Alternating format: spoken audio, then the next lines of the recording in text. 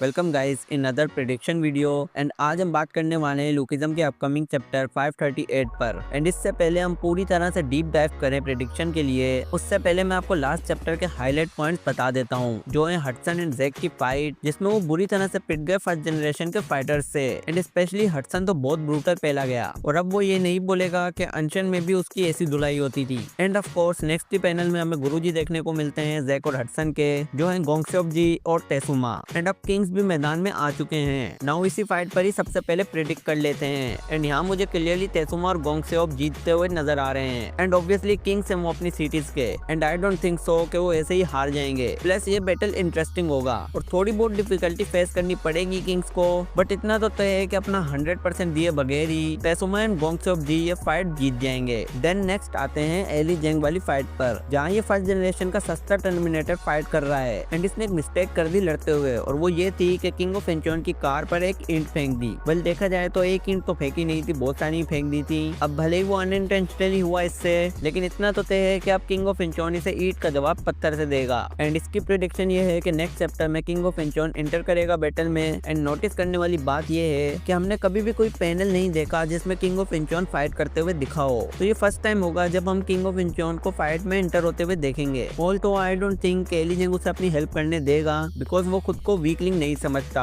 And इसकी दो possibilities निकलती हैं, और वो ये है कि फर्स्ट या तो एली जेंग अलोन फाइट करे इससे, एंड दूसरी पॉसिबिलिटी ये है कि किंग ऑफ एंचोन यहाँ से बैटल कंटिन्यू करे, बिकॉज दोनों एक साथ फाइट करते हुए तो कहीं से भी मुझे नहीं दिखाई दे रहे। क्योंकि इसका सिंपल सा रीजन ये है कि भाई एक बैटल में फर्स्ट जनरेशन का किंग फाइट कर रहा है, वो भी किसी फर्स्ट जनरेशन के फाइटर के अगेंस्ट। एंड इस बात की कोई भी सेंस नहीं बनती कि एली जेंग उसकी हेल्प करे इस टर्मिनेटर को बीट करने के लिए, बिकॉज ये एक तरह से किंग ऑफ एंचोन के लिए डिसरिस्पेक्ट होगी कि वो इतना वर्दी नहीं है जो से किसी की जरूरत पड़ रही है अपने ओपोनेंट को बीट करने के लिए। सो इसका फाइनल कंक्लूजन यही निकल कर आता है कि एली जेंग या तो फाइट से विड्रॉ करेगा या फिर कंटिन्यू करेगा तो हार जाएगा, बिकॉज दोनों सिचुएशन में किंग ऑफ एंचोन तो आएगा, क्योंकि उसकी तो वैसे ही हटी पड़ी है, जिसको देखो बेचारे की गाड़ी को तहस नहस कर देता है। और किंग ऑफ एंचोन नहीं छोड़ने वाला है टर्मिनेटर को। मैंने उसे शांत करने के लिए कॉल की थी, बट वो बहुत गुस्से में था, उसने उठाई नहीं मेरी कॉल, वरना वो ऐसा नहीं है, पिक कर लेता है। तो चलो इसी के साथ इनका चैप्टर क्लोज करते हैं और अब बात करते हैं डेनियल वालों पर। And wait a minute, denial पर भी जाने से पहले एक और फाइट है जिस पर हमने डिस्कशन नहीं की, और वो है वास्को और विंजन वाली, बिकॉज हमें एक भी पैनल नहीं दिखा वास्को और विंजन की फाइट का। और जिस तरह से चैप्टर 537 में हमें एलाइट पिटते हुए दिखाई गई थी, अब मुझे कॉन्फिडेंस भी नहीं है विंजन और वास्को पर कि वो उस मॉन्स्टर को बीट कर सकेंगे। बट आई नो कि वो कोई हडसन नहीं है जो इतनी आसानी से पिल जाएंगे, स्पेशली विंजन। मुझे उस पर पूरा ट्रस्ट है कि वो कुछ अच्छा ही करेगा इस फाइट में। एंड हमने आज के चैप्टर में उनके पैनल नहीं देखे, तो एग्जैक्टली मैं प्रिडिक्ट नहीं कर सकता फाइट को, बट इन माय ओपिनियन इस फाइट में भी फर्स्ट जनरेशन वालों को मैं अपर हैंड दूंगा और विंजन एंड वास्को पिटेंगे। And now let's talk about the final fight, जिसको देखने के लिए सब एक्साइटेड हैं, और वो है डेनियल वर्सेस सांगबेक, या फिर इसे शार्ट टीथ गाय बोल सकते हैं हम। एंड इससे पहले हम प्रिडिक्ट करें ये फाइट, मैंने एक चीज नोटिस की चैप्टर की स्टार्टिंग में कि ये शार्प टीथ वाला जेम्स ली के साथ फाइट कर चुका है पहले, और इसीलिए बहुत एक्साइटेड है ये जेम्स ली से मिलने के लिए। एंड ऑल्सो जेम्स ली भी हमें इस चैप्टर में दिखा था ड्राइव करते हुए, जिसका क्लियरली यही मतलब है कि इनका सामना इसी आर्क में होने वाला है। और वो कैसे होगा, let me tell you. First of all, ये जो इसके शार्प टीथ है ये जरूर जेम्स ली की वजह से ही होंगे, क्योंकि फर्स्ट जनरेशन के टाइम जब इनका फर्स्ट एनकाउंटर हुआ होगा तो जेम्स ली के पास आ रहा होगा ये किस करने, और वहीं जेम्स ली ने इसको बजा दिया होगा। जस्ट किडिंग, वी नो कि जेम्स ली ने फर्स्ट जनरेशन के टाइम काफी लोगों को इंजर्ड किया था, तो हो सकता है इसके दांत भी निकाल दिए हो अपने सिग्नेचर के तौर पर, लॉल। एंड ये मैं इसलिए कह रहा हूँ बिकॉज जेम्स ली ने कहा था कि उसका सामना नहीं हुआ था कभी भी फर्स्ट जनरेशन के टाइम जिनरिंग से। तो ऐसा हो सकता है कि जब जेम्स ली सब फर्स्ट जनरेशन के किंग्स को हंट कर रहा हो, उस टाइम वो जिनरिंग के लिए आया हो बुसान, बट उसे जिनरिंग की जगह उसका सेकंड इन कमांड ये शार्प टीथ गाय मिल गया हो। और ये थ्योरी भी काफी ज्यादा सेंस बनाती है। और आपको क्या लगता है, आप कमेंट सेक्शन में बताओ। एंड वापस आए अपनी प्रेडिक्शन पर, तो भाई डेनियल भी पिटेगा, ऑब्वियस सी बात है, क्योंकि डेनियल कितना भी स्ट्रॉन्ग क्यों ना हो, इस time second generation versus first generation चल रहा है। और रिमाइंडर के लिए बता दूं कि पूरी सेकंड जनरेशन मिलकर भी एक गन को नहीं हरा सकी थी, जो कि फर्स्ट जनरेशन का है भी नहीं। और मैं शार्प टीथ गाय को गन से कंपेयर नहीं कर रहा, ये जस्ट एग्जांपल दे रहा हूँ, अदरवाइज गन तो बहुत आगे की चीज है। एंड इस डिस्कशन का कंक्लूजन ये है कि डेनियल इसे शॉक कर देगा अपनी फाइटिंग स्किल से,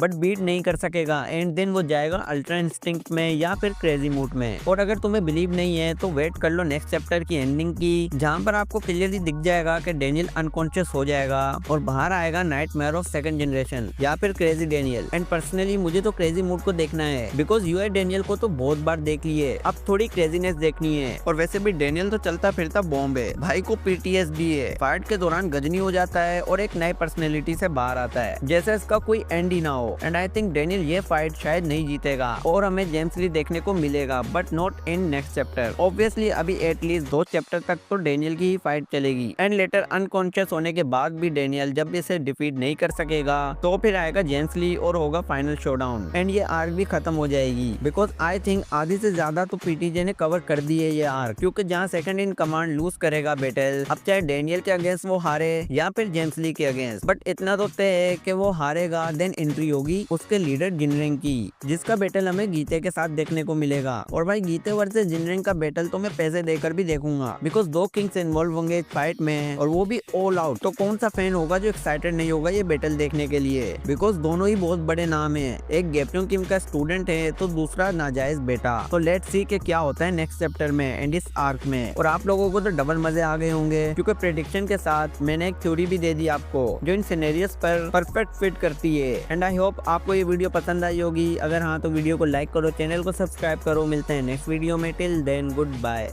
टूटे थे कहने दो बातें हमारी वो सारी जो कहनी थी तुमसे सभी, बहने दो आंसू ये यादों में तेरी, क्यों ना सुनी किसी ने भी हमारी दास्तां।